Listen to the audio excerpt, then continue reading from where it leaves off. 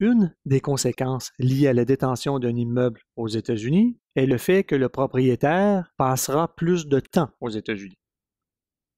Alors, bien qu'il ne s'agisse pas d'une conséquence liée à l'imposition de la détention d'un immeuble, le fait de passer plus de temps aux États-Unis peut faire en sorte qu'un individu sera considéré comme étant un résident fiscal des États-Unis et deviendrait assujetti à l'impôt américain sur l'ensemble de ses revenus et pourrait se voir dans l'obligation de produire une série de formulaires auprès du Internal Revenue Service sur une base annuelle. Ainsi, une personne sera considérée résidente fiscale des États-Unis si elle passe plus de 183 jours aux États-Unis sur une période de 3 ans en appliquant la formule suivante.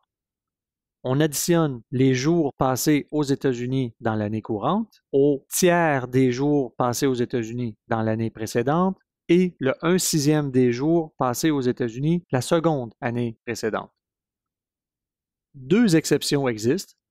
La première indique que si une personne aura passé moins de 31 jours aux États-Unis pendant l'année, elle ne sera pas résidente fiscale des États-Unis, sans égard au nombre de jours qu'elle aura passé aux États-Unis dans les 2 années précédentes. La deuxième exception, qui s'appelle le Tax Home Closer Connection Exception, fait en sorte qu'un individu qui a des liens plus étroits avec un autre pays et qui réside fiscalement dans cet autre pays pourra être considéré non résident des États-Unis en vertu de la loi américaine. Par exemple, l'individu devra être résident fiscal du Canada, avoir des liens plus étroits avec le Canada. Il ne devra pas avoir entrepris de démarche afin d'obtenir le statut de résident permanent aux États-Unis, carte verte. Il doit avoir passé moins de 183 jours aux États-Unis pendant l'année en cours et cet individu devra produire le formulaire 8840 au plus tard le 15 juin de l'année suivante.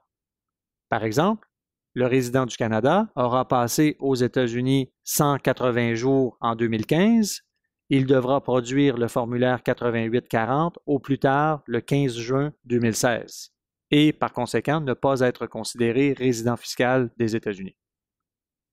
La convention fiscale permet aussi à un individu de ne pas être considéré résident des États-Unis. Par contre, la convention fiscale ne protège pas de l'application de différentes règles américaines, notamment celles obligeant les résidents des États-Unis à aviser le fisc américain des placements détenus dans des institutions financières à l'extérieur des États-Unis.